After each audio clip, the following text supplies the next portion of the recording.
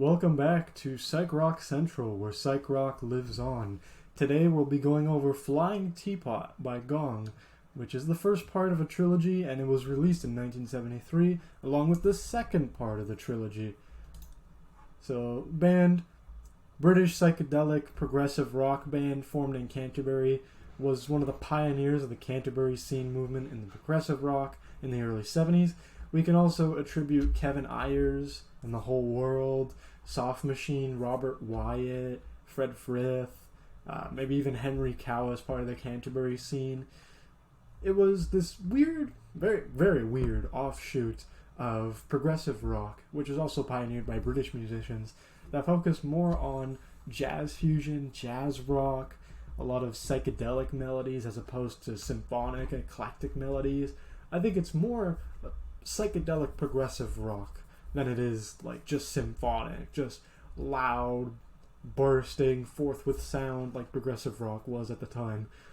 It created the fictional Radio Gnome universe, or like the Pothead Pixies as well, that define their identity as a band even to this day. Even after David Allen's passing in 2015, Gong is still going strong, and they still use the Radio Gnomes and the Pothead Pixies identity for their band. It's part of their image now. Over here is their logo. I don't know if you can see where my mouse is pointing, but in the image, that center is the band's logo. The band's like most iconic imagery outside of the Pothead Pixies themselves. Enough about the band, let's talk about the music. It builds an album around a bombastic, yet creative narrative. References to these Pothead Pixie characters and Radio Gnomes are emblematic of David Allen's brilliant storytelling powers, which is just completely nonsensical. A lot of them are floating around in these flying teapots. They get stoned all the time. They think about their rampant sexual desires. It's weird. It's crazy. It's kind of stupid, but the songs are also complex. There's a lot of heavy reliance on these cosmic jazz rock jams and these crescendo climaxes, which emphasize the music's drama while also being mantras for getting stoned and having sex and talking about a witch's pussy or like her cat, having perverse sexual desires in general. It's both stupid and complex, I think. But suddenly the band delivered one of rock's greatest masterpieces, Flying Teapot. There's another longer track on the album called Zero the Hero and the Witch's Spell, but Flying Teapot I think is more excellent.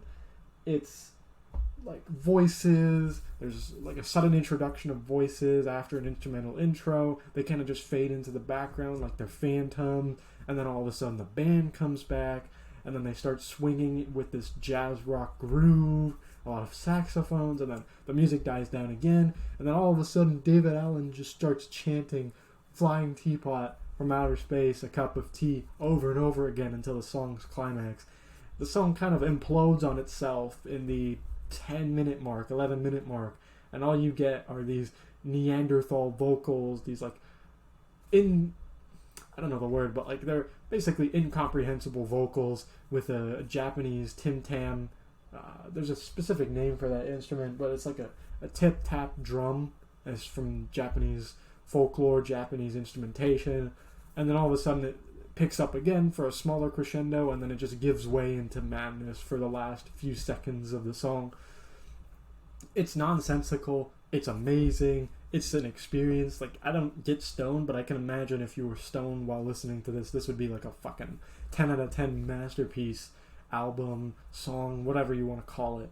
But as someone who just appreciates psychedelic rock and progressive rock and all that bullshit, this is phenomenal. This is fantastic. I was about to say fantastic, but yeah, it's really good. I can't really describe it. You'd have to listen to it for yourself to get an idea. Alright, let's just finish this off. Brilliant fusion of jazz rock and psych rock, Flying Teapot and the other track Zero the Hero, masterpieces of progressive rock, jazz fusion, and also psychedelic rock.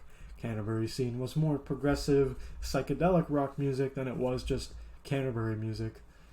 It's an ironic grand finale to the golden age of prog rock, where it was really decadent. You have artists like Vandergraaf Generator, King Crimson, Yes, even Pink Floyd, Soft Machine.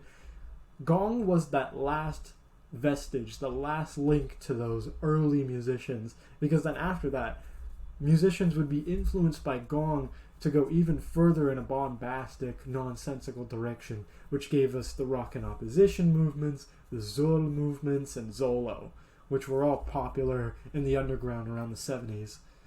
Psych rock's nonsensical masterpiece. It's a monument of drug-infused nonsense and a creative summa for not just Gong as a band, but for the whole creative scene of the Canterbury scene. It's not the best album of the Canterbury scene. I think there's a couple more that are substantially more remarkable, but me saying that it's a psychedelic rock masterpiece, I'm going to give it something like an 8.5 out of 10.